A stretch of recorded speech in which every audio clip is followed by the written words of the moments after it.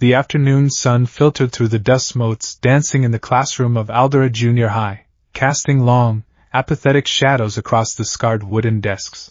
Izuku Midoriya sat in the middle row, his head bowed, his shoulders drawn inward as if trying to collapse his own body mass into a singularity. He was trying to be invisible. It was a survival tactic he had honed over a decade of quirkless existence. At the front of the room, the homeroom teacher shuffled a stack of career aptitude papers, a bored expression plastered across his middle-aged face. "Since you're all third years, it's time for you to think seriously about your futures," the teacher droned, his voice barely cutting through the ambient chatter of 30 teenagers. "I'll pass out these handouts for your future plans now, but—" The teacher paused, a sly, knowing grin breaking his professional demeanor. He grabbed the stack of papers and tossed them carelessly over his shoulder, the sheets fluttering to the floor like dead leaves. "You're all pretty much planning to go into the hero course, right?" The classroom erupted. It was a cacophony of minor miracles and localized physics violations. A girl in the front stretched her neck like a serpent. A boy in the back caused his desk to hover a few inches off the ground. Someone else shot harmless sparks from their fingertips. The room was alive with the vibrant, chaotic energy of quirks, the genetic lottery that dictated a person's worth in modern society. Izuku didn't cheer. He didn't activate a quirk. He merely offered a small, hesitant raise of his hand, clutching a mechanical pencil so tightly his knuckles were white. Yes, you all have wonderful quirks," the teacher chuckled, waving a hand to settle the noise. "But using your powers in school is against the rules. Sensei, don't lump me in with these losers." The voice was arrogant, loud, and commanded instant silence. Katsuki Bakugo leaned back in his chair, his feet resting disrespectfully on his desk. His crimson eyes swept over the classroom with undisguised contempt. "As if I had anything like their crappy quirks. They'll be lucky to end up as sidekicks to some busted D-lister. I'm the real deal." Predictably, the class rose in indignant uproar, but Bakugo merely smirked, letting off a series of small, sharp explosions in the palms of his hands. The crackle of nitroglycerin acted like a warning bell, and the complaints quickly died down into fearful muttering. "Ah, Bakugo," the teacher said, glancing at a clipboard. "You're aiming for UA High, aren't you?" A hushed, reverent murmur swept through the room. UA High School. The pinnacle of hero education. The alma mater of the symbol of peace, All Might. It was a fortress of excellence with an acceptance rate of less than 0.2%. Bakugo leaped onto his desk, his fists clenched, chest puffed out in absolute supremacy. "That's exactly why you guys are just extras. I aced the mock test. I'm the only one at this school who stands a chance. I'll even surpass All Might and become the top hero out there. My name will be inscribed on the list of top earners." "Oh, right," the teacher interrupted, adjusting his glasses. "Midoriya wanted to go to UA too, didn't he?" Time stopped. The entire classroom froze. For a fraction of a second, there was total, suffocating silence. Izuku's heart plummeted into his stomach, his breath catching in his throat. He shrunk down, instinctively raising his arms to shield his head, wishing the linoleum floor would open up and swallow him whole. Then, the laughter started. It wasn't just cruel. It was hysterically disbelieving. It was the laughter reserved for a dog trying to do algebra. "Midoriya? No way. You can't get into the hero course just by studying quirkless Deku at UA? Is he insane? They got rid of that rule." Izuku stammered, his voice cracking as he stood up, desperate to defend his fragile dream. "There's no precedent, but they allow quirkless students to take the exam now. I could be the first. If I just try my hardest." He didn't see Bakugo move. He only felt the searing heat and the concussive shockwave of an explosion slamming into the surface of his desk. The wood splintered, and the sheer force threw Izuku backward, tumbling unceremoniously onto the hard floor. His tailbone flared with pain. Bakugo stood over him, smoke rising from his right palm, his face twisted into a demonic snarl. "Listen up, Deku. You're even worse than the rest of these rejects. You're completely quirkless.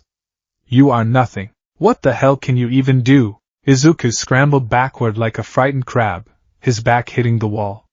"No, Kaken, wait. I'm not trying to compete with you. I swear. It's just, It's been my dream since I was little. And I won't know unless I try. Try what? Bakugo roared, leaning in close enough for Izuku to smell the sweet, burnt caramel scent of his nitroglycerin sweat. The entrance exam is practical. You think they're gonna let a fragile little doll like you fight robots?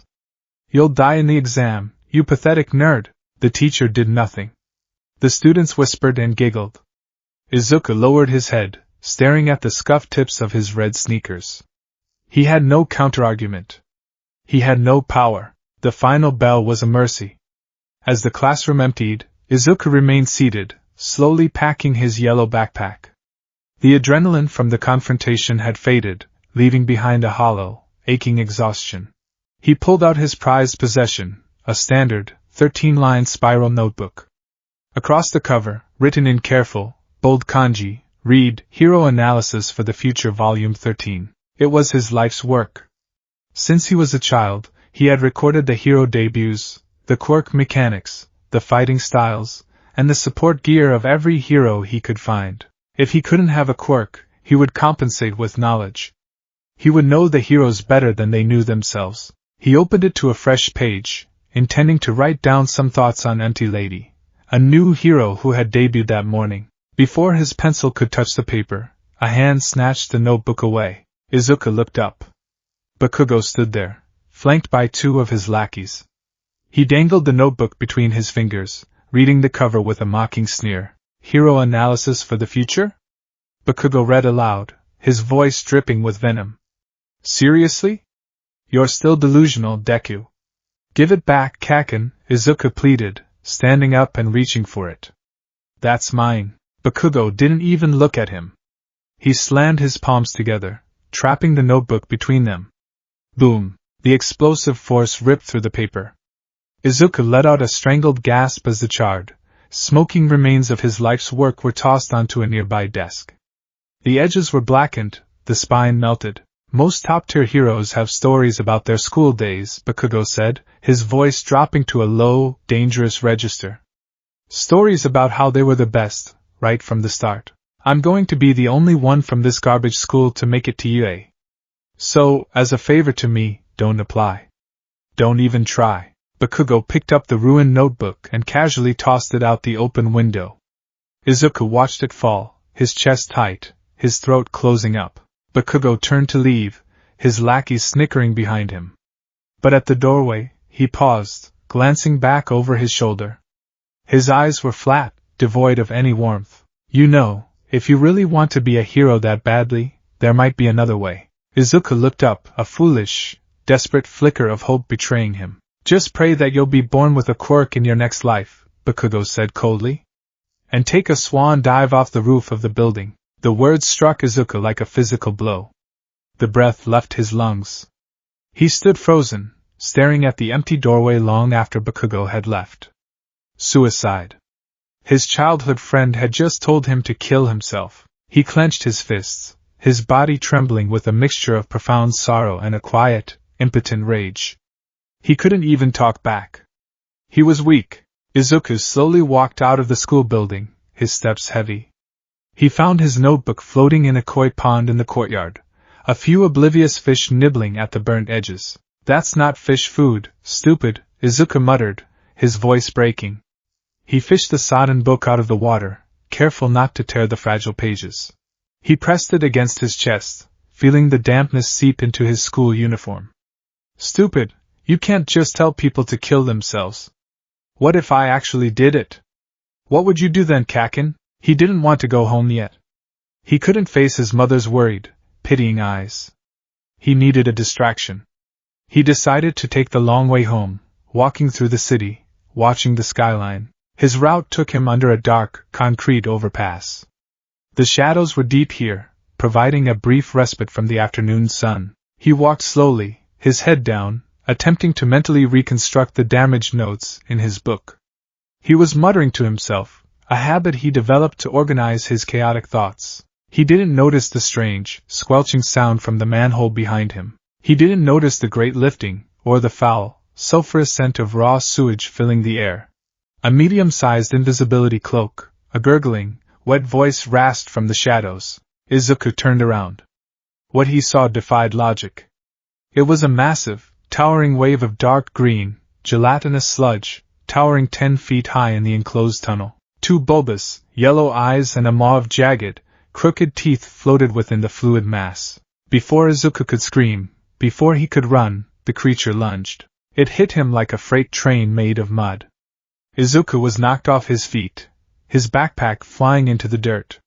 The sludge was freezing cold and smelled like rotting garbage and rust. It wrapped around his limbs, pinning his arms to his sides with the strength of steel cables. Then, the villain forced himself upward. The sludge slid over Izuku's chin, prying his jaw open with hydraulic force. "Don't worry," the sludge villain purred, the vibration traveling directly into Izuku's skull. "I'm just taking over your body.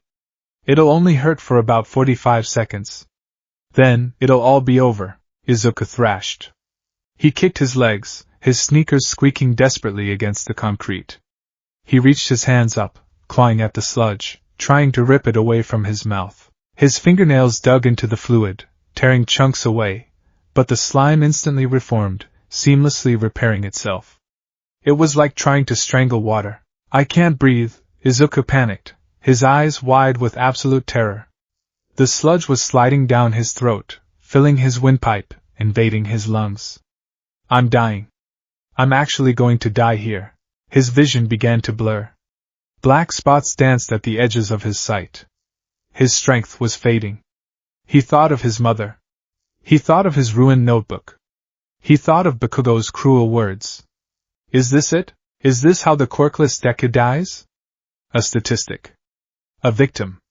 A nobody. Suddenly, a massive, metallic clatter echoed through the tunnel. The manhole cover flew into the air, spinning like a coin, before embedding itself deep into the concrete ceiling with a deafening crack. A shadow fell over the entrance of the underpass. It was a silhouette carved from granite, impossibly broad, radiating an aura of absolute power and safety. "Have no fear, you are safe," a voice boomed, deep, resonant, and overflowing with confidence. The figure stepped into the light. The blonde hair styled into twin V's. The brilliant, white, fearless smile. The blue and red suit. All Might, Izuku thought, his mind struggling to process the impossible through the haze of oxygen deprivation. The symbol of peace. Here. The sludge villain panicked, whipping a tendril of slime toward the number 1 hero. All Might didn't even flinch.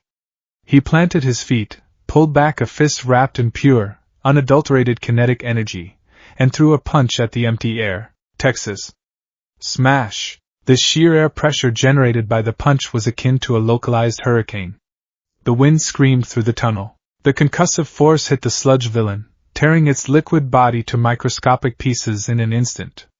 Izuku felt the sludge violently ripped from his lungs. He was thrown backward, gasping, coughing violently as the wind tore through his hair. As oxygen rushed back into his starving brain, Izuku's vision swam. The last thing he saw before darkness took him was the towering figure of All Might standing victorious, the wind slowly dying down. "Hey! Hey! Wake up! Thank goodness, you're awake!" Izuku gasped, his eyes snapping open. He was lying on his back on the concrete. Hovering over him, lightly tapping his cheek, was the literal face of his religion. All Might! Izuku screamed, scrambling backwards so fast he nearly tripped over his own feet. "Excellent!" All Might laughed, a booming sound that seemed to vibrate in Izuku's chest. "I'm glad you're okay. Apologies for getting you caught up in my villain hunt. Usually, I don't make mistakes like this, but I was fired up in a new city." All Might posed, flexing his massive biceps. "Anyway, you were a big help.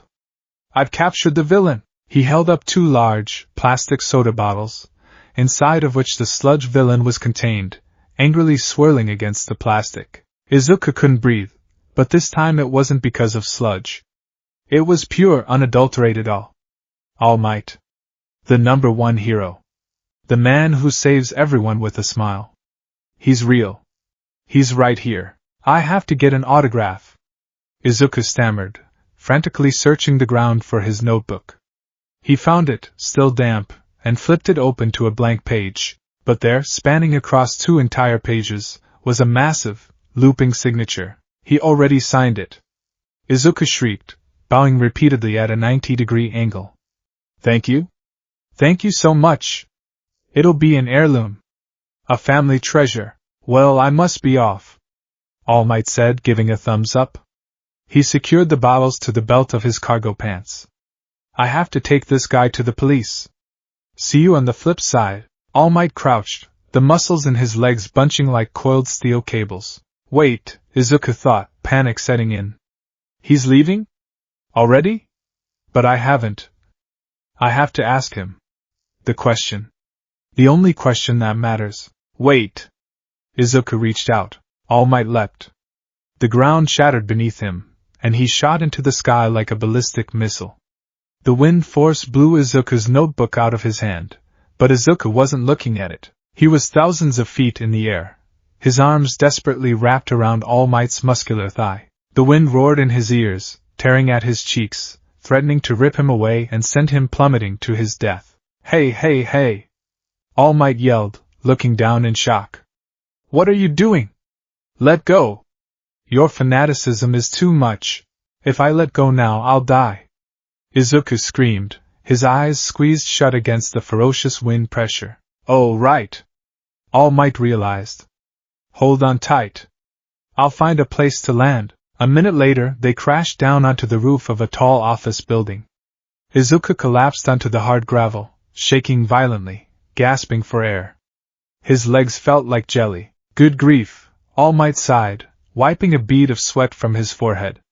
That was reckless, young man. If you knock on the door downstairs, someone will let you out. Now I really must be going. Wait! Izuku pleaded, pushing himself to his knees. Please! Just one question. All Might stopped. He didn't turn around, but he paused. Izuku stared at the broad, invincible back of the hero. This was it. The moment of truth. He had spent his entire life being told he was worthless, broken, a genetic dead end. Bakugo, his teachers, the doctors, even his own mother had looked at him with pity. But if the symbol of peace, the man who made the impossible possible, told him he could do it, then it would be true, even if I don't have a quirk. Izuku began, his voice trembling, tears welling in his eyes. Can I still become a hero? Can someone without a quirk be like you? The silence stretched on the rooftop. The wind whipped past them, carrying the distant sounds of city traffic. Izuku closed his eyes, pouring every ounce of his soul into his words. Because I don't have a quirk, I've always been picked on.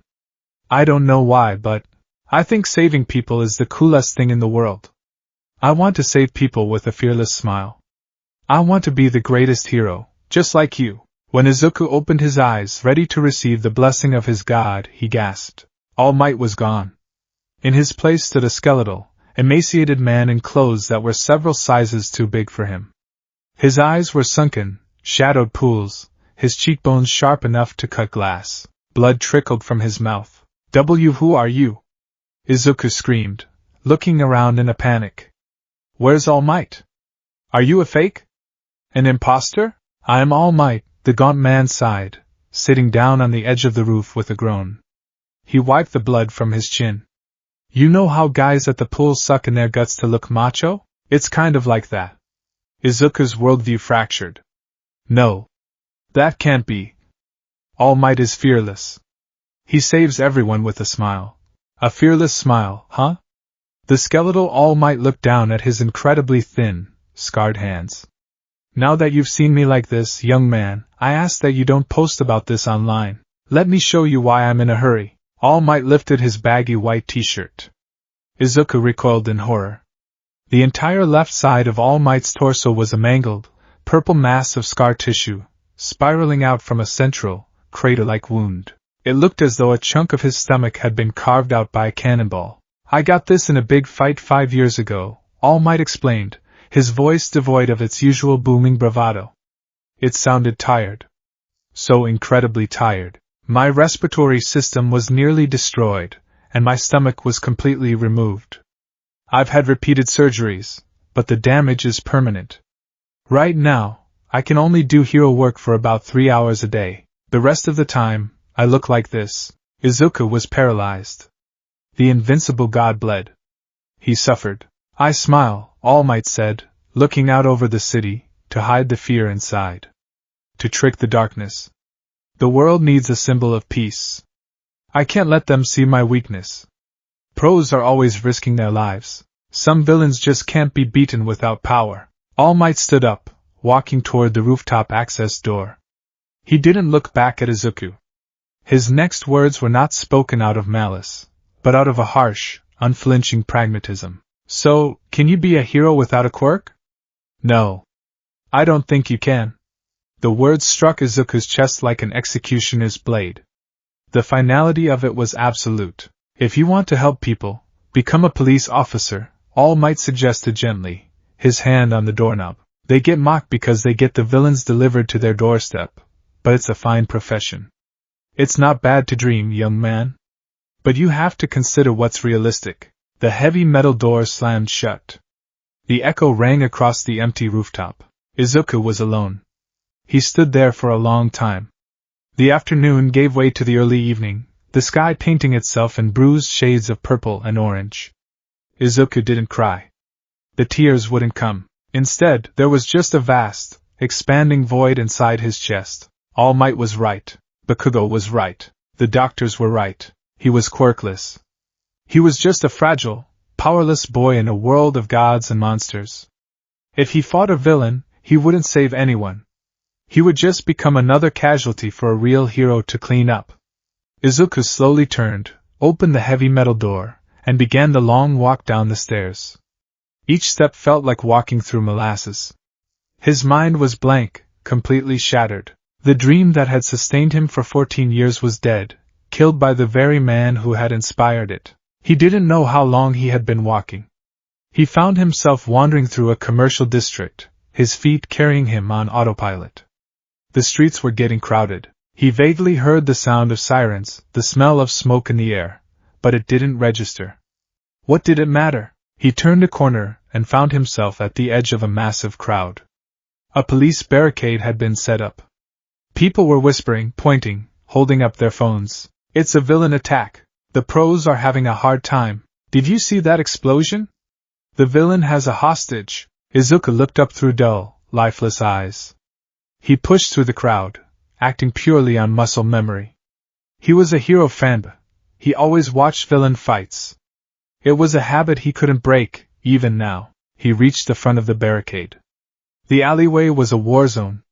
Fires raged across the storefronts, shattering glass and melting street lamps. In the center of the inferno stood a massive, towering creature made of dark green sludge. Izuku's breath hitched. The sludge villain? But All Might had him in those bottles. Unless, when I grabbed his leg, did they fall out? A wave of nausea hit Izuku so hard he almost collapsed. This is my fault. I caused this. He looked at the pro-heroes on the scene. Death Arms was holding up a collapsing sign. Kamui Woods was retreating, his wooden body unable to get near the intense flames. Empty Lady was stuck in the street, unable to fit down the narrow alleyway. Backdraft was focusing entirely on the fires, unable to spare water for an attack. We can't do anything. Death Arms grunted, shielding his face from the heat. None of our quirks are suited for this. We have to wait for someone with a fire-resistant quirk, or for All Might. He's got a kid in there. Kamui Woods yelled. The kid is using his quirk, causing these explosions. It's making it impossible to get close. Izuku's eyes snapped to the center of the sludge. Through the thick, murky slime, he saw a face. Blonde, spiky hair. Crimson eyes, wide with a terror Izuku had never seen before. It was Bakugo. Bakugo was suffocating, just like Izuku had been. He was blasting explosions from his palms in a blind panic, but they only ignited the surrounding buildings, making the situation worse. Izuku stood frozen. His mind raced. The pros can't help. All Might is out of time. He can't fight anymore today. Bakugo is going to die. He's going to die, and it's my fault. Bakugo's eyes met Izuku's through the crowd. In that split second, the arrogant, cruel facade was gone. It was just a 14-year-old boy, begging for his life. Izuku didn't think. His legs moved before his brain could process the command. He ducked under the police tape and sprinted into the inferno. "Hey, kid! Stop! Are you crazy?" Death Arms roared, reaching for him, but Izuku slipped past. The heat was suffocating, blistering his skin. Izuku ripped off his yellow backpack and threw it like a discus. The heavy bag flew through the air and struck the sludge villain right in the eye. The villain roared in pain, its grip loosening just a fraction of an inch. Bakugo gasped, pulling his mouth free. "Deku?" Bakugo coughed, coughing up slime. "What the hell are you doing? My legs just moved!" Izuku screamed, tears finally spilling down his cheeks, evaporating in the intense heat. "You looked like you needed saving, Kaken." Izuku lunged forward, his hands sinking into the sludge. He pulled, he clawed, he planted his feet and yanked with every ounce of his pathetic, quirkless strength. "I can do this," Izuku thought wildly. In the comics, this is when it happens. This is when the adrenaline kicks in. "I'll save him." The sludge villain recovered from the eye strike, glaring down at Izuku. "You again? I'll crush you like a bug." The villain formed a massive, solid tendril of sludge, hardened like a tree trunk. It didn't monologue. It didn't wait for Izuku to discover a latent power. It simply swung. The impact was devastating. Izuku was struck squarely in the ribs. He heard a sickening crack before the force of the blow lifted him entirely off his feet. He flew backward through the air, completely helpless, and slammed violently against a brick wall. He crumpled to the ground, the world spinning in a kaleidoscope of pain. He couldn't breathe. His chest felt like it was on fire. He tried to move, but his body refused to obey. He was useless. He had rushed in with no plan, no power, and no gear. All he had achieved was getting himself brutally injured. He hadn't saved Bakugo. He hadn't bought time. He was just a liability.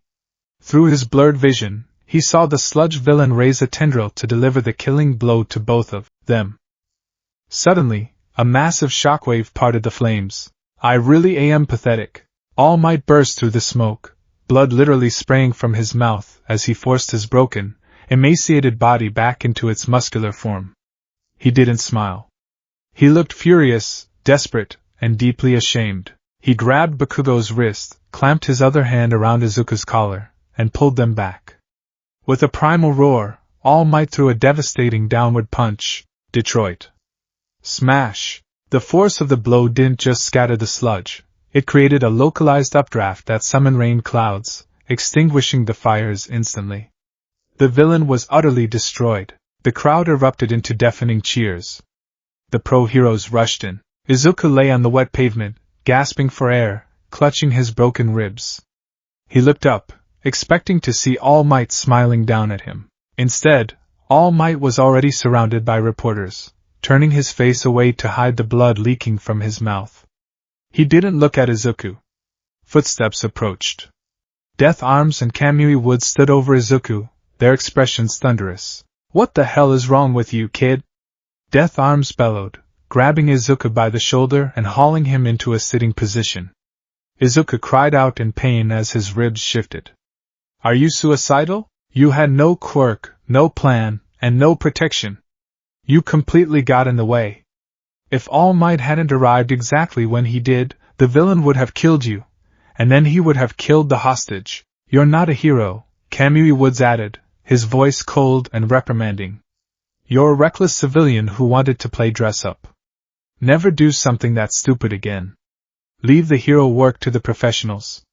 A few yards away, pro-heroes were praising Bakugo. "What an amazing quirk. You held out for so long. You've got the makings of a top pro." Izuku lowered his head, the rain mixing with his tears. He wasn't praised for his bravery. He wasn't recognized as a hero. He was a nuisance, a quirkless idiot who had almost gotten himself, and the boy he tried to save killed. Reality had finally crushed the fantasy. The walk home was agonizing. The adrenaline had worn off, leaving behind a sharp, stabbing pain in his side with every breath. The paramedics at the scene had taped his ribs, confirming he had 2 fractured ribs and severe bruising. They had scolded him just as harshly as the heroes had. The sun had set completely. The streetlights flickered to life, casting long, lonely shadows on the pavement. Izuku limped forward, his mind incredibly clear. The despair had burned away, leaving behind a cold, hard logic. I can't punch a sludge monster with my bare hands, Izuku thought, his intellect taking over to shield him from the emotional trauma. The human body is fragile. A quirkless human body is fundamentally incapable of withstanding supernatural forces. He stopped under a street lamp. He pulled his ruined, waterlogged notebook from his backpack. The edges were burnt crisp, the pages soaked and warped. He slowly flipped through the ruined pages. He looked at his entry for Kamui Woods. Quirk Arbor. Creates wood from his body. He flipped the page. Death Arms. Quirk, unnamed strength enhancer. Muscle density increases. He flipped to a page near the end. Snipe. Quirk, homing. Can lock onto targets within a certain radius. Izuku stared at Snipe's page. His eyes traced the meticulous sketch he had drawn of the hero. Snipe's quirk allowed him to lock onto targets, yes. But his quirk didn't shoot bullets. Snipe uses custom-made revolvers, Izuku muttered, his mind working faster now, ignoring the pain in his chest. If he didn't have guns, his quirk would be useless. The guns do the damage. The quirk just aims them. He turned the page again. Eraserhead, the underground hero. Quirk, Erasure. Cancels other quirks. Eraserhead couldn't fight mutants. So how did he capture them? Izuku looked at the sketch. He uses a capture weapon. A scarf made of carbon fiber, and a specialized steel wire alloy. Izuku's breath hitched. He closed the book, staring at the burned cover. Quirks, they're just biological hardware, Izuku realized, the thought hitting him like a lightning bolt. Bakugo creates nitroglycerin from his sweat glands. Kamui generates wood from his cells. It's biology. It's mechanics. He looked at his hands.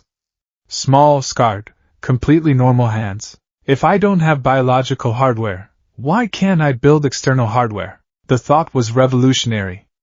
It felt like a taboo, a heresy against a society that worshipped genetics.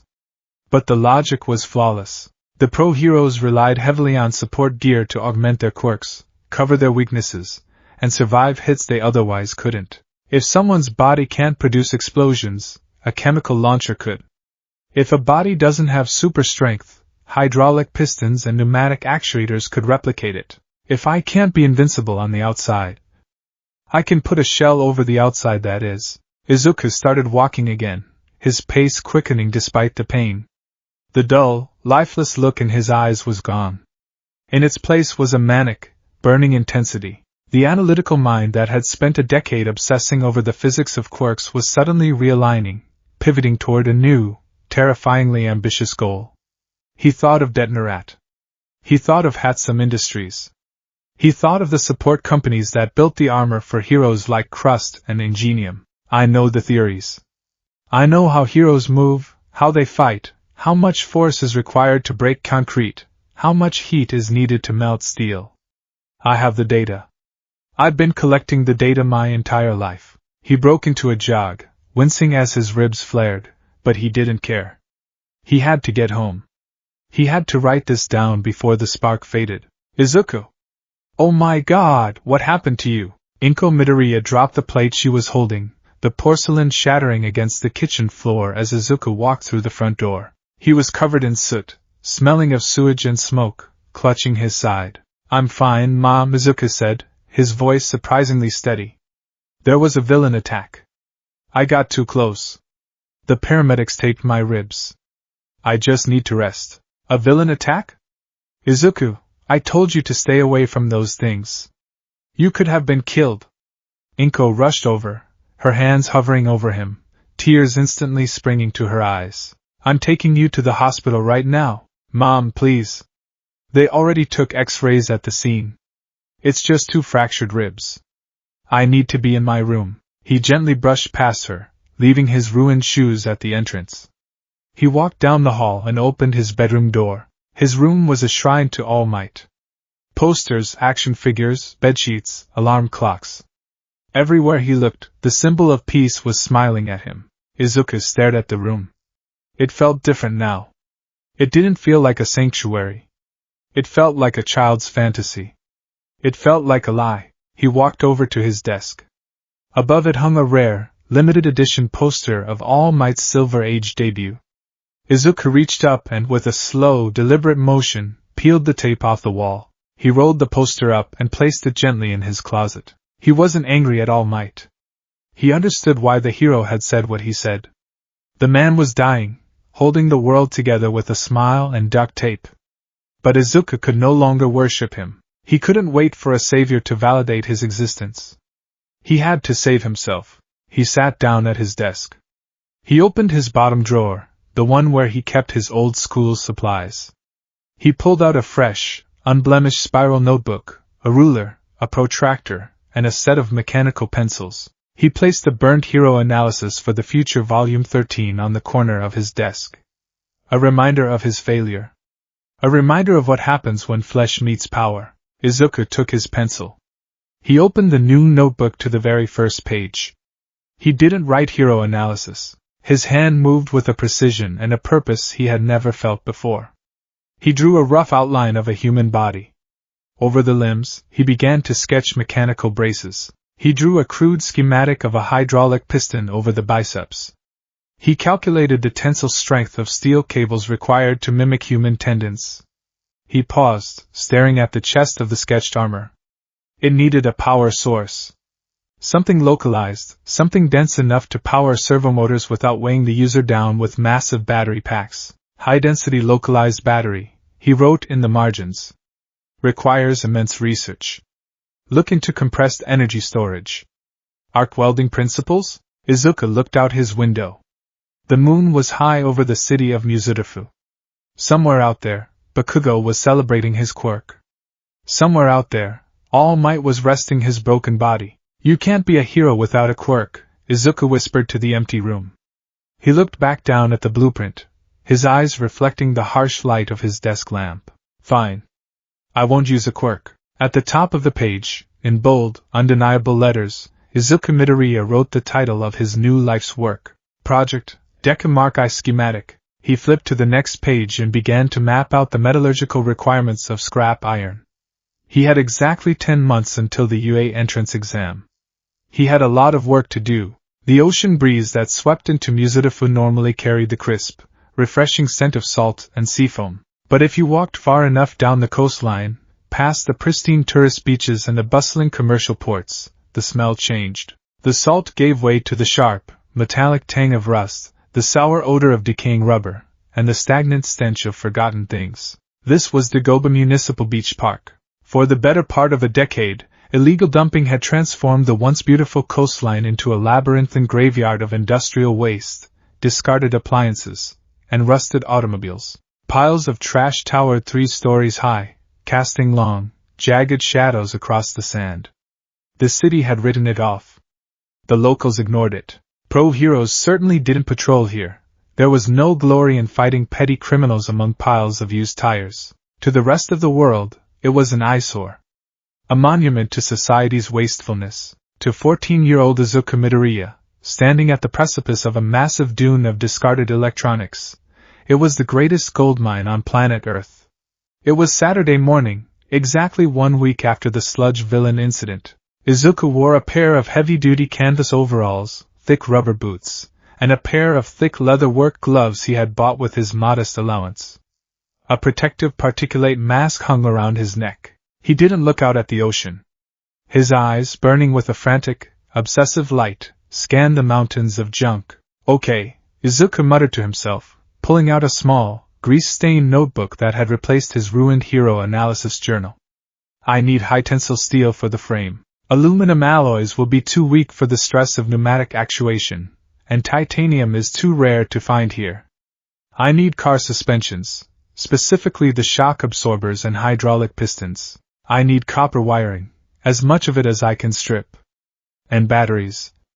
I need every single car battery, lithium-ion cell, and microwave transformer I can get my hands on. He stepped forward, his boots sinking into the sand. In another universe, a boy might have looked at this beach and seen a physical obstacle. A place to haul trash, build muscle, and prove himself worthy of a godlike quirk. But Izuku didn't want a quirk anymore. He was here to build a god of his own. he started digging. His first discovery was a rusted 1990 sedan buried half deep in the sand. Izuku spent 4 hours that first day just trying to pry the hood open. When it finally snapped back with a horrific screech of oxidized metal, he went to work. With a cheap hacksaw and a set of socket wrenches, he dismantled the engine block, salvaging the alternator, the thickest cables, and the heavy-duty shocks. Hauling a 50-pound alternator across the unstable sand was grueling. By the time Izuku returned to his apartment that evening, his muscles were screaming, his hands were blistered beneath his gloves, and he was covered in a layer of black grease that took 3 showers to scrub off. "Izuku, honey?" Inko Midoriya called through the bathroom door, her voice laced with the perpetual worry that had defined her life since her son was diagnosed as quirkless. "Where were you all day?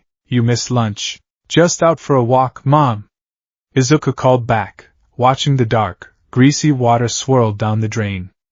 "I'm exploring some new hobbies." It wasn't a complete lie. That night, his bedroom transformed. The posters of All Might were already gone, rolled up and stuffed in the back of his closet. The action figures were boxed away. In their place, Izuku's room became a laboratory. He laid out tarps over his carpet. He dragged the heavy alternator, wires, and a small mountain of salvaged circuit boards onto his desk. He booted up his computer, opening dozens of tabs: principles of pneumatic amplification, exoskeleton load-bearing algorithms, high-voltage DC-DC inverters, basic metallurgy and arc welding for beginners. Izuku didn't sleep that night. He consumed information with the ravenous hunger of a starving animal. He had spent his entire life analyzing the impossible physics of quirks. He knew exactly how much force a hero like Death Arms needed to stop a falling steel girder. He knew the kinetic math. Now, he just had to translate biological muscle into mechanical force. He learned that the human arm operates on a lever system, powered by the contraction of muscles. To replicate that, he would need an external frame, the bone, and pneumatic or hydraulic actuators, the muscle. If he could build a jointed metal sleeve for his arm and attach a high-pressure pneumatic cylinder across the elbow joint, he could punch with the force of a small car crash. The theory was sound. The execution, however, was a nightmare. Month 1 was a lesson in abject failure. Izuku quickly realized that reading about mechanical engineering and actually doing it were two entirely different realities. He didn't have access to a CNC machine, a 3D printer, or a high-end fabrication lab. He had a rusty hacksaw, a cheap power drill, and whatever he could drag out of Dagoba Beach. He built his first prototype actuator arm out of aluminum crutches and a pneumatic piston salvaged from the trunk of a hatchback. He wired it to a standard 12-volt car battery. He strapped his right arm into the crude contraption, tightened the leather belts around his bicep and forearm, and took a deep breath. Activating bicep curl, Izuku whispered, flicking a switch. The machine hissed. The piston engaged. And then, with a violent, ear-splitting crunch, the aluminum frame twisted, snapping backward. The actuator tore itself free from its mountings, the metal shearing cleanly off. The contraption violently jerked Izuku's arm backward. He bit down on his lip hard enough to draw blood to keep from screaming. He frantically unbuckled the straps, his arm throbbing with a deep, bruised ache. He stared at the twisted pile of metal on his floor. "Aluminum is too soft," he panted, writing furiously in his notebook with his left hand while his right hand shook. The torque generated by the piston exceeded the structural integrity of the frame. Also, the response time of the pneumatic valve was too slow. It was a jerky, uncontrollable movement. If I'd attached that to a heavier load, it would have shattered my humerus. He didn't cry. He didn't feel despair. For the first time in his life, failure didn't mean he was inherently broken. It just meant his math was wrong. Math could be fixed. He returned to the beach the next day. He needed steel. Over the next 2 months, Izuku's body began to change. He wasn't training to be a hero. He was just doing the brutal, blue-collar labor of a scavenger. He spent hours every day dragging hundreds of pounds of scrap metal across the sand. He used a sledgehammer to break apart rusted washing machines to get to the steel drums inside. He hauled cast iron pipes, heavy lead batteries, and discarded construction materials. His shoulders broadened. The baby fat on his cheeks melted away, replaced by a sharp, determined jawline. His arms and back became defined by lean, dense muscle. His hands, once soft, were now covered in thick calluses and minor burn scars from a cheap, second-hand arc welder he had bought from a pawn shop. Because his apartment was too small, and to avoid burning the building down, Izuku had established a secret workshop.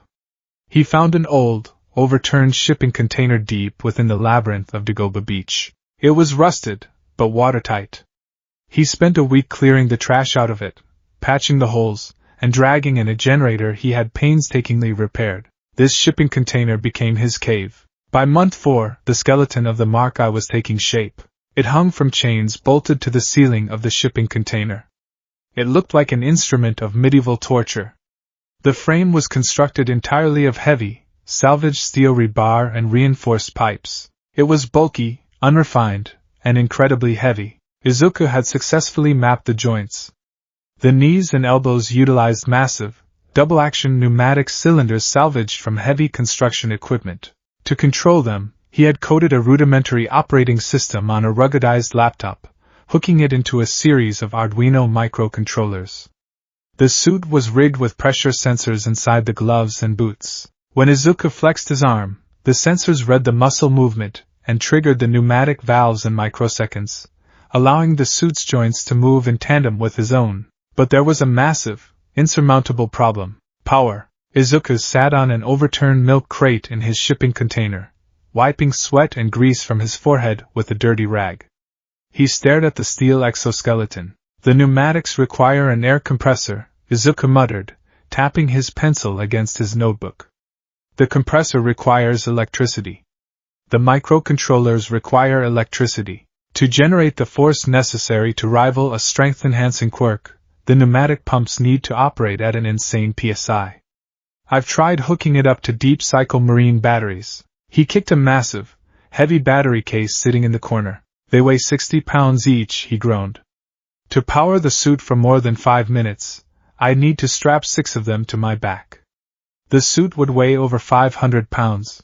The actuators would expend all their energy just trying to move the suit's own weight, leaving nothing for combat or jumping.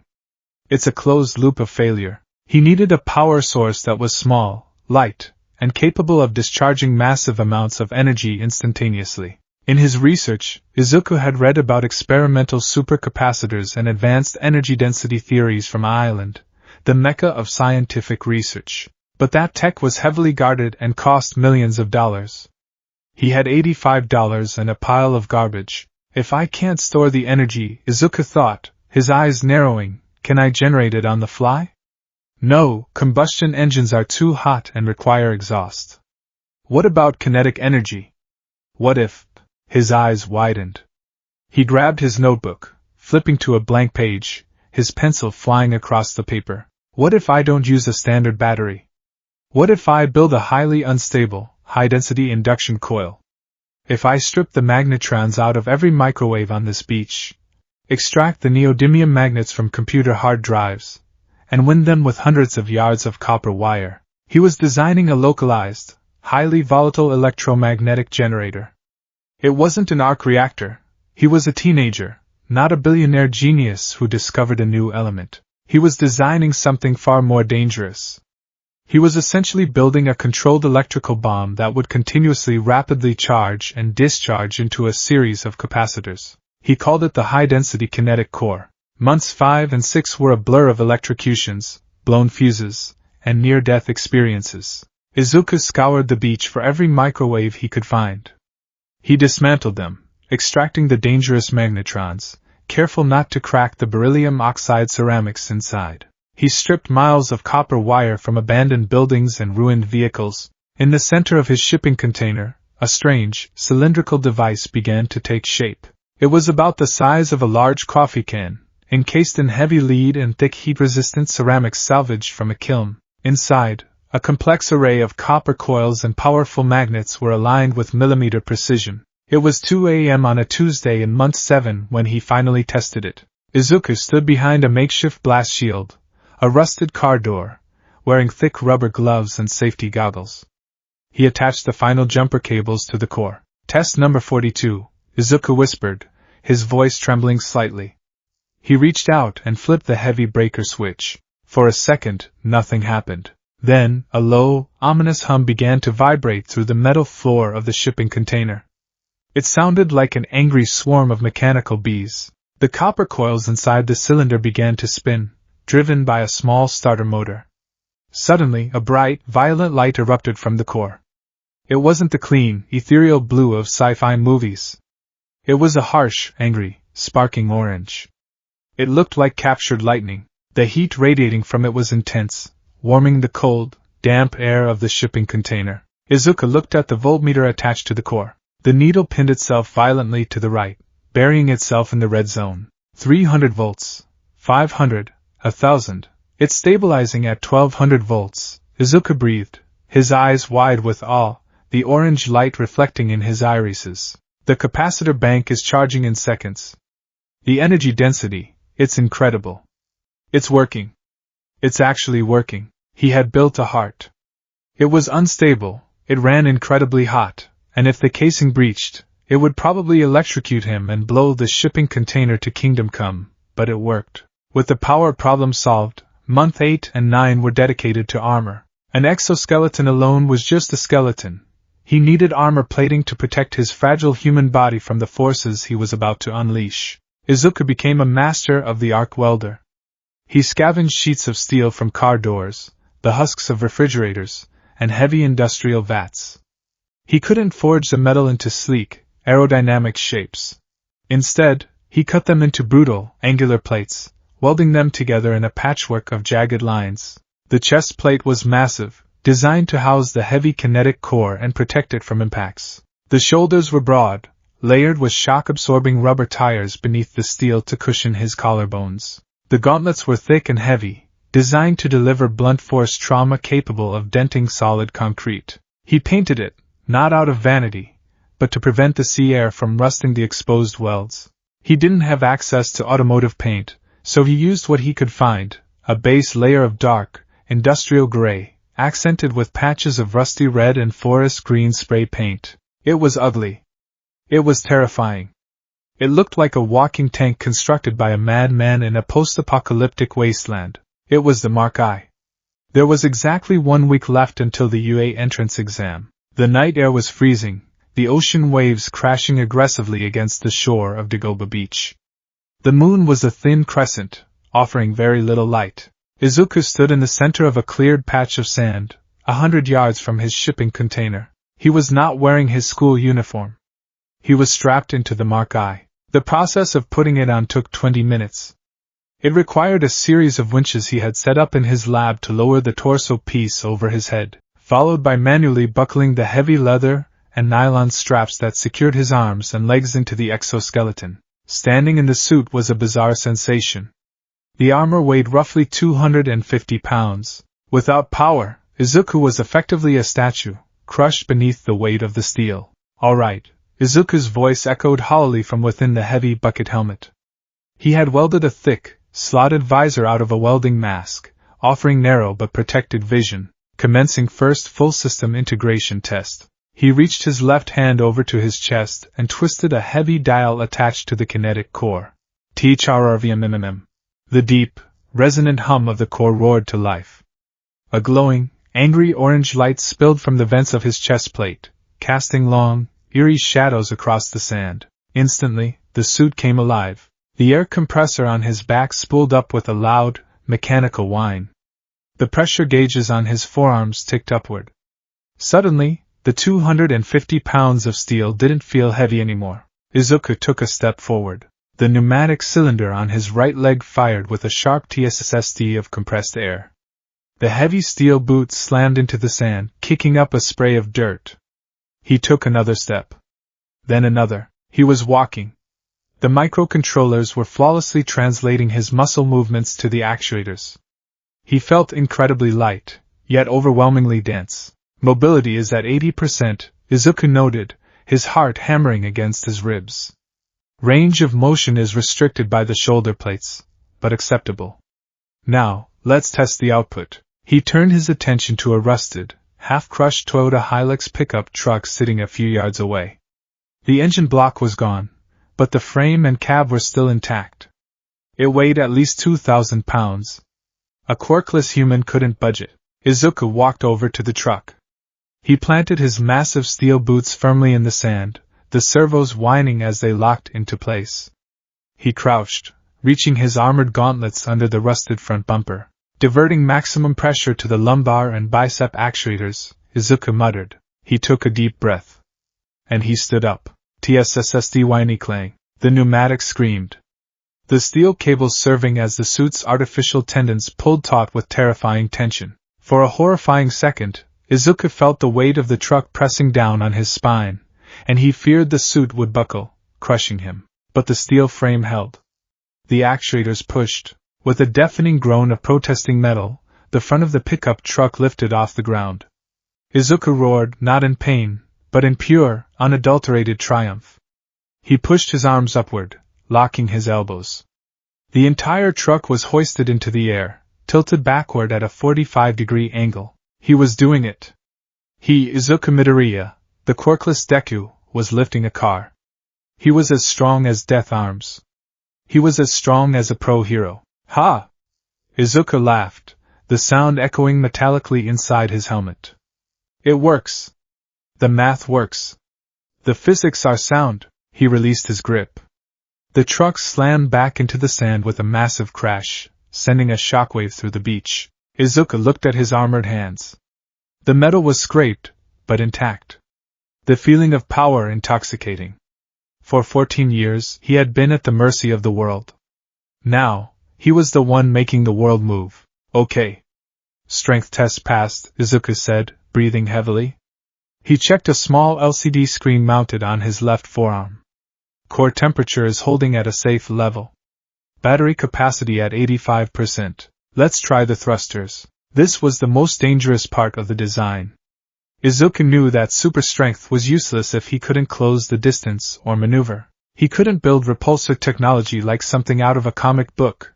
He didn't have the physics for that. Instead, he had built a highly pressurized, directional air cannon system. Mounted on the back of the calves and the lower back were thick steel nozzles connected to a secondary, high-pressure air tank. By instantaneously releasing the air through a narrow aperture, the suit could generate a massive, localized burst of kinetic thrust. It was essentially a controlled explosion of compressed air. Calibrating jump trajectory, Izuku said, looking down the length of the beach. He crouched low, like a runner on starting blocks. He locked the knee actuators. Thrusters at maximum capacity. Firing in 3, 2, 1. He slammed the trigger mechanism inside his glove. Boom. The sound was like a cannon firing.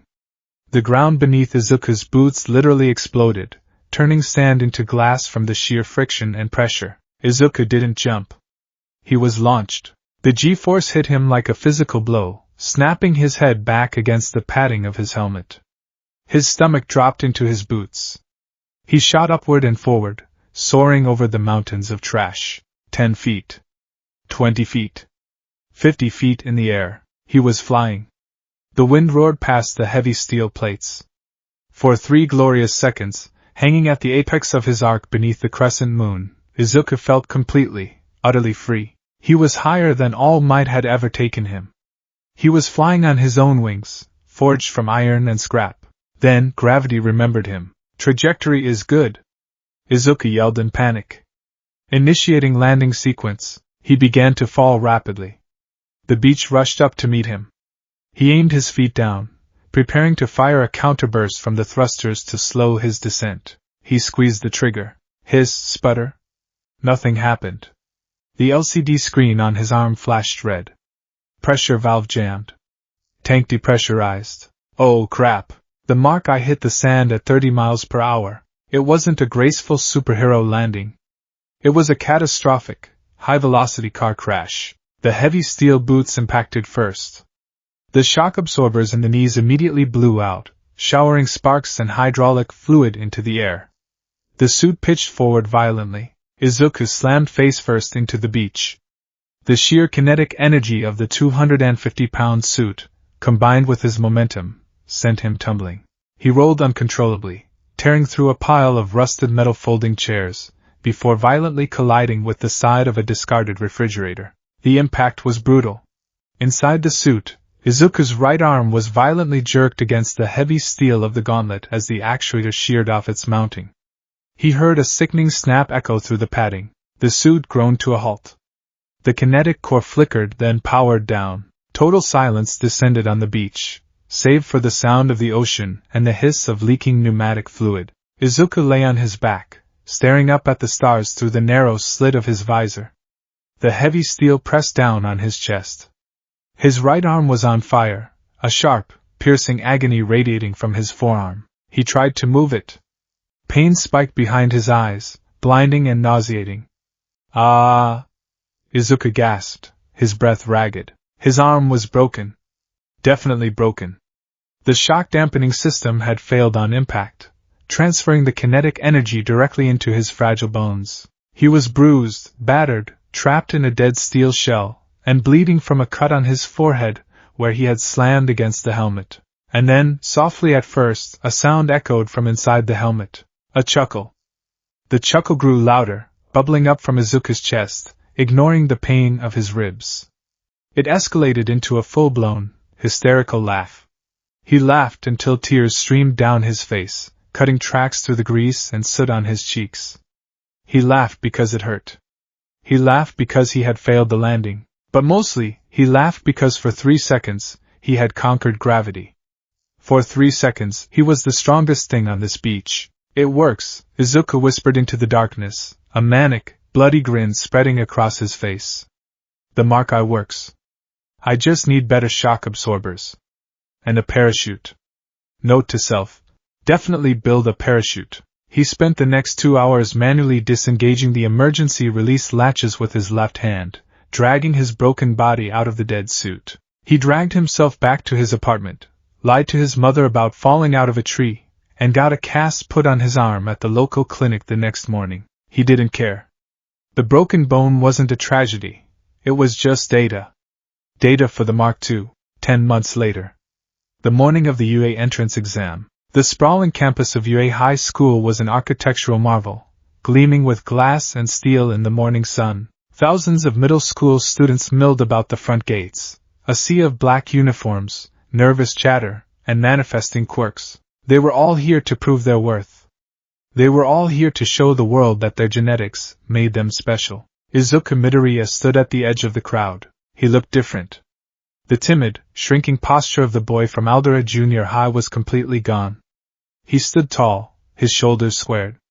He wasn't wearing his school uniform. He wore dark cargo pants, heavy steel-toed boots, and a thick, dark green mechanic's jacket. His right arm was fully healed, the muscles beneath the jacket dense and coiled.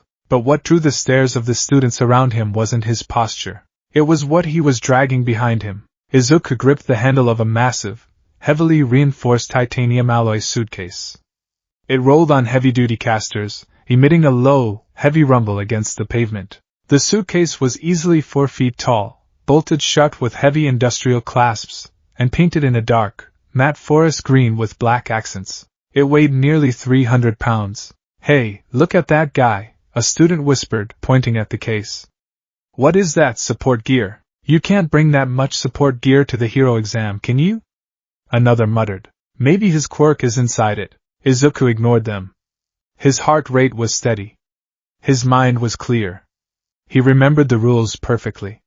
UA allowed the use of support gear in the practical exam, provided the gear was submitted for safety approval or was essential for the user's quirk. Izuku had submitted an incredibly dense, 50-page technical schematic of his gear to the UA board 3 weeks ago under the quirkless exception clause.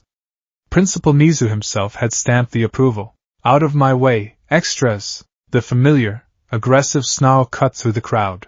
Katsuki Bakugo stomped toward the gates, his hands stuffed deep into his pockets, his crimson eyes glaring daggers at anyone who dared look at him. He looked exactly the same, exuding a volatile aura of absolute confidence and superiority. Bakugo stopped. He saw Izuku standing in his path. For a moment Bakugo looked confused. He hadn't seen Izuku in 10 months. After the sludge villain incident, Izuku had practically vanished, disappearing immediately after school every day, withdrawing from the social hierarchy entirely. Bakugo's eyes drifted from Izuku's hardened face down to the massive metal suitcase. "Deku?"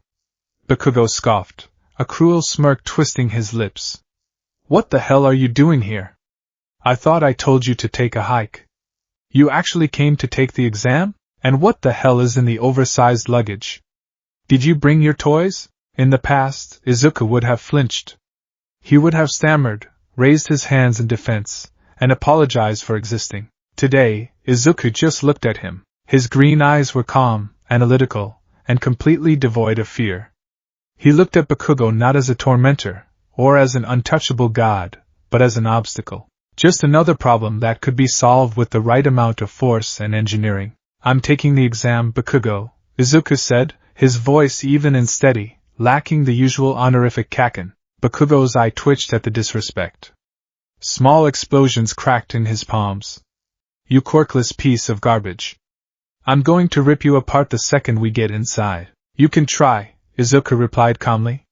He gripped the handle of the suitcase tighter. Deep within the heavy metal chassis of the case, the faint, high-pitched spooling of a localized kinetic core began to hum. But I wouldn't underestimate my toys. Izuku turned his back on his childhood bully, dragging the heavy metal case forward, and walked through the gates of UA High School. The era of quarks was about to meet the Industrial Revolution. The auditorium of UA High School was a cavernous, state-of-the-art amphitheater, bathed in the dim, electric blue glow of LED strip lighting. Thousands of examinees sat in tiered rows, their nervous energy coalescing into a palpable, suffocating hum. They were the elite of the nation's middle schools, genetic prodigies waiting to be unleashed. Izuku Midoriya sat near the middle of the room, completely still. To his right, Katsuki Bakugo slouched in his seat, arms crossed, exuding an aura of suppressed, explosive violence. Bakugo hadn't said a word to him since the gates, but the occasional sideways glare promised murder. Izuku didn't care. His attention was focused entirely on the massive, titanium alloy suitcase resting heavily between his feet. He had his left hand resting flat against its cold metal surface, feeling the faint, rhythmic vibration of the high-density kinetic core on standby mode. It felt like a heartbeat. Welcome to my live show, everybody. The voice hero, Present Mike, exploded onto the stage, throwing his arms wide. The sheer decibel level of his quirk shook the dust from the rafters. Everybody say hey. Silence. A cricket could have chirped and been heard in the back row. Tough crowd. That's fine, examinees. I'm here to present the guidelines for your practical exam.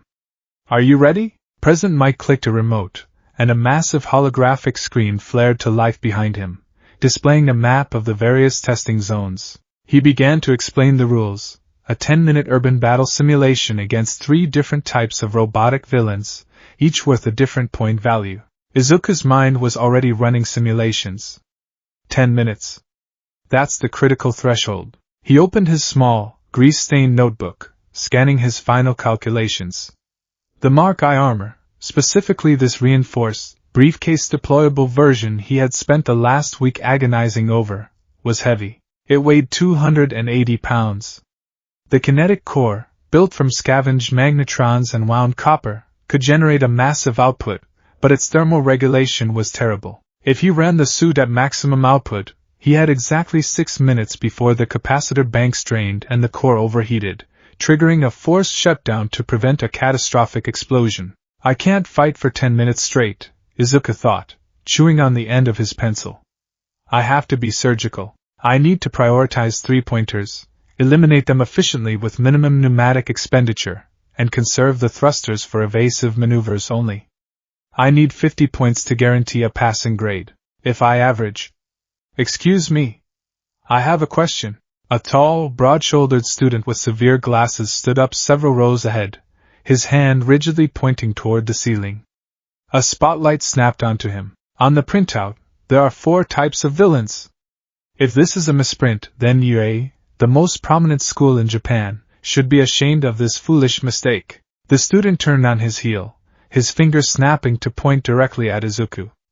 And you, behind me, Izuku blinked, looking up from his notebook. You've been muttering to yourself this entire time.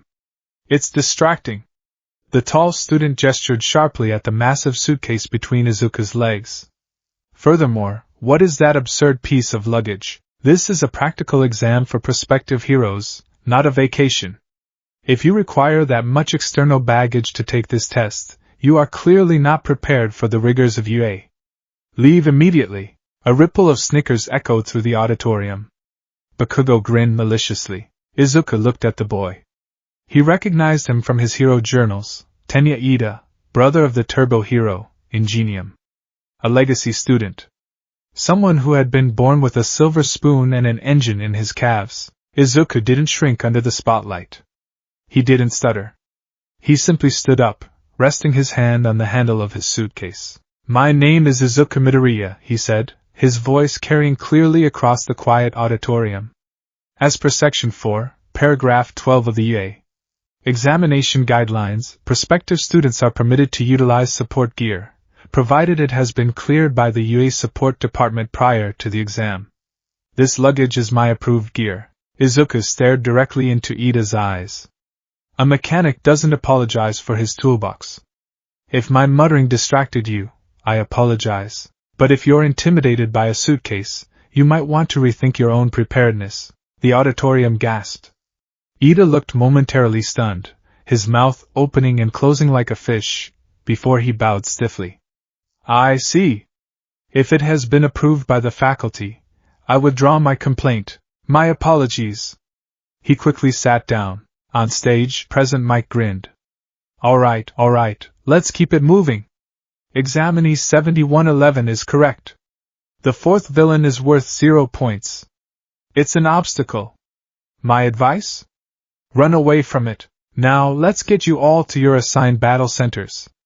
Plus Ultra. Ground Beta was a sprawling, hyper-realistic replica of a modern metropolis, surrounded by towering concrete walls. The scale of it was staggering. Izuku stood near the front of the massive crowd of teenagers gathered before the colossal steel gates. He was hauling the 300-pound suitcase, sweat already beginning to bead on his forehead. He glanced around. The other students were stretching, hyping themselves up, showing off minor displays of their quirks. Not far away, he saw a girl with a round face and short brown hair floating a pebble with her fingers. He had seen her at the entrance. She had looked nervous then, but now she looked determined. Right, let's start. President Mick's voice echoed from a massive speaker tower. The students jumped. What's wrong? There are no countdowns in real battles. Run, run, run! The die has been cast. The massive gates began to grind open. The crowd surged forward like a tidal wave. For a moment, Izuku was jostled, pushed aside by the sheer volume of bodies rushing into the city. Get out of the way, Deku! Bakugo roared, blasting past him with a series of concussive explosions from his palms, rocketing into the city. Izuku didn't run. He couldn't. He stood his ground, dragged his suitcase to the center of the street, and kicked the heavy release latch on the side. Clack hiss. Pressurized steam vented from the seams of the suitcase. The crowd of students who hadn't sprinted ahead turned back, startled by the noise. Izuku stepped onto the base plate of the case. He reached down and pulled the central lever. The suitcase didn't just open, it violently unpacked itself. Heavy, overlapping plates of dark green and gunmetal gray steel deployed upward, clamping around Izuku's boots with a heavy, magnetic clank. The mechanics were brutal and unrefined. Gears ground, pneumatic pistons hissed, and industrial servos whined as the armor climbed his legs, locking around his knees and thighs. Whoa, what is that? A student yelled, stopping in his tracks. The torso piece ratcheted up, wrapping around Izuku's chest and back. He thrust his arms outward, and the gauntlets snapped into place, thick steel cables pulling taut across his forearms. Finally, the heavy bucket helmet slammed shut over his head, sealing with a pressurized hiss. Inside the helmet, absolute darkness lasted for a fraction of a second. Then, the localized kinetic core in his chest flared to life. The suit vibrated with immense, contained power. Izuku's HUD, a retrofitted laptop screen installed inside the visor, booted up, bathing his face in a harsh green light. Lines of code scrolled down the sides of his vision. System boot. Pneumatics, online. Core temperature, 400 degrees Celsius. Battery capacitors, 100%. AGIS operating system online, Izuku muttered to himself, referencing the crude targeting software he had coded. Show me the targets. Through the external microphones, he heard the sounds of explosions and crushing metal echoing from deep within the city. The exam had already started. Thrusters at 30%, Izuku commanded, clicking his heels together to open the localized valves.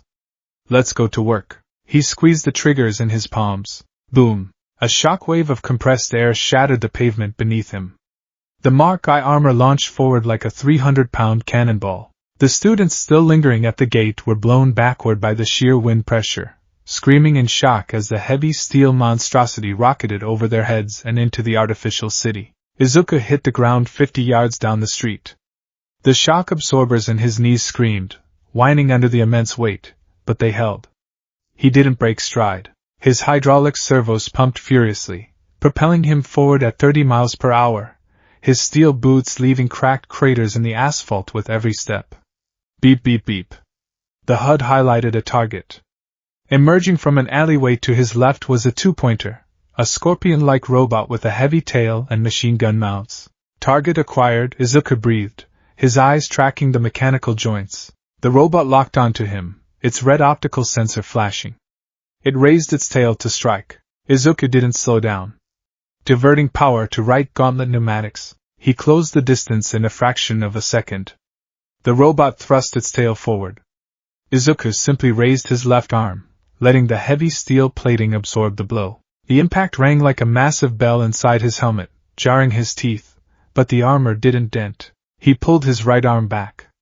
The dual-action pneumatic cylinder mounted on his elbow hissed, building immense pressure. Smash, Izuku whispered. He threw the punch. The pneumatic valve released. The steel fist shot forward faster than the human eye could track. It struck the two-pointer squarely in its central chassis. The kinetic force was devastating. The 2-inch thick armor plating of the robot crumpled like aluminum foil.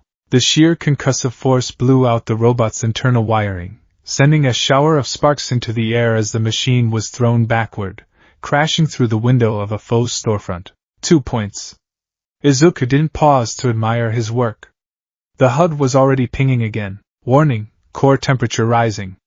450 degrees Celsius. Battery capacitors, 94%. Too fast, Izuku noted, sweating inside the stifling helmet. The punch drained too much from the capacitors.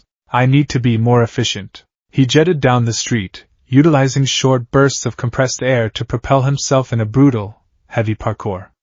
He found a cluster of 3 one-pointers cornering a student with a tail. Izuku leaped into the air, landing directly on top of the first robot. The sheer 280-pound weight of the Mark I crushed the machine's optical sensors beneath his steel boots. He grabbed the second robot by its gun barrel, the hydraulic servos in his shoulders whining as he physically lifted the machine off the ground and swung it like a baseball bat into the third robot, shattering them both into a pile of twisted metal. 5 points. Whoa! Thanks, man! The tailed student yelled, looking up in awe at the patchwork metal knight. Izuku gave a quick, mechanical nod before blasting his thrusters again, rocketing down a side street. The next 5 minutes were a masterclass in brutal efficiency. Izuku didn't fight like a teenager. He fought like a machine. He used the suit's tactical readout to identify the weakest points in the robot's armor, the exposed wiring behind the knees, the cooling vents on the 3-pointers' backs, the hydraulic lines on the 2-pointers' tails. He didn't always punch. Punching took energy. Sometimes he simply grabbed a robot's exposed wire and let the suit's raw mechanical torque rip it out. Sometimes he used the environment, kicking a crumbling brick wall down onto a cluster of machines. 32 points. 41 points. 48 points. But the suit was failing. Inside the helmet, it was a sauna. The kinetic core on his chest was running at a terrifying 700 degrees Celsius. The heat bled through the ceramic shielding, blistering the skin on Izuku's chest through his undershirt. Sweat poured into his eyes, stinging them, but he couldn't wipe it away. Battery capacitors, 28%. Warning, structural integrity compromised. Izuku limped out of a destroyed building, having just crushed a 3-pointer's logic board with his heel. The pneumatic cylinder on his left leg was venting hydraulic fluid, creating a loud, rhythmic hiss-clank every time he stepped. His right shoulder servo was jammed, forcing him to move his arm with his own physical strength against the dead weight of the steel. 55 points, Izuku gasped, his chest heaving as he fought for oxygen in the stuffy helmet. That's enough. Based on historical data, 50 points is the cutoff for UA acceptance. I just need to survive the remaining 3 minutes. He leaned heavily against the lamppost, the metal groaning under his weight. He watched other students run past. Bakugo rocketed over a building, screaming at the top of his lungs, leaving a trail of explosions in his wake. He's amazing, Izuku thought, a brief flash of old awe surfacing before it was suppressed by cold logic. But he's burning stamina. I'm burning battery. We both have limits. Suddenly, the ground shook. It wasn't a small tremor. It was a violent, earth-shattering quake that rattled the windows of every building on the street. The lamppost Izuku was leaning against swayed dangerously. A shadow fell over the city. Izuku looked up. At the end of the main avenue, the buildings were being pushed aside like cardboard boxes. A colossal, tread-driven machine breached the intersection. It was easily the size of a skyscraper, an absolute monolith of gunmetal gray armor, bristling with spikes and glowing red optical sensors. The zero-pointer. Less than 2 minutes left. President Mick's voice boomed over the speakers. Panic erupted. The students who had been bravely fighting a moment ago turned and sprinted in the opposite direction, their faces pale with terror. Run! That thing is massive. We're not supposed to fight it. Get out of the way. Izuku stared at the mechanical titan. The logical part of his brain, the AEGIS protocol he had drilled into himself, screamed at him to run. He had 55 points. His battery was at 22%. His suit was heavily damaged. Engaging a target of that mass was mathematical suicide. He turned his heavy body, preparing to fire his thrusters and escape with the others. Ow, it hurts. The faint, desperate cry cut through the sound of crushing concrete. Izuku froze. The suit's external audio receptors picked up the frequency, amplifying it over the chaos. He turned his heavy helmet back toward the zero-pointer. 50 yards away, sitting in the shadow of the colossal machine's crushing treads, was the girl with the round face. Uraraka. A massive chunk of concrete had fallen from a building, pinning her leg to the street. She was trying to push it off, but she was exhausted, her hands slipping on the debris. The zero-pointer raised its massive foot, directly over her. Izuku looked at the fleeing students. None of them had noticed her. Even if they had, none of them were stopping. Battery capacitors, 18%. Core critical. I don't have the power to stop that foot, Izuku calculated, his mind racing at light speed. Even if I divert all remaining power to the upper pneumatics, the suit's frame will buckle under 1,000,000 tons of force. I'd be crushed along with her. He couldn't lift the rubble in time. He couldn't push her out of the way before the tread came down. There was only one option. He couldn't fight the robot's hardware. He had to kill its software. I am a hero, Izuku whispered into the darkness of his helmet. He reached down to his waist and flipped the red safety toggle he had installed specifically for catastrophic emergencies. Override. Divert all life support and pneumatic power to thrusters and kinetic core. The HUD flashed a blinding, frantic red. Warning. Catastrophic overload imminent. Core meltdown in 30 seconds. Izuku ignored the warning. The internal cooling fans shut off. The temperature inside the suit instantly spiked, searing the skin on his arms and back. The hydraulic servos in his legs locked up, dead and heavy. All of the remaining electricity, every single volt left in the capacitors, was shunted into the air compressor and the massive, unstable induction coil on his chest. Hang on! Izuku roared over the external speakers. He aimed his boots at the ground and squeezed the trigger. The resulting blast was not a jump. It was a localized detonation. The shockwave shattered the windows of every building within a 2-block radius. The asphalt turned to dust. The Mark I armor didn't fly. It was fired like a ballistic missile straight up into the air, riding a pillar of compressed air. Izuku was subjected to horrifying G-forces. Blood ran from his nose, painting the inside of his visor. The wind screamed past him as he rocketed upward, ascending the towering height of the zero-pointer.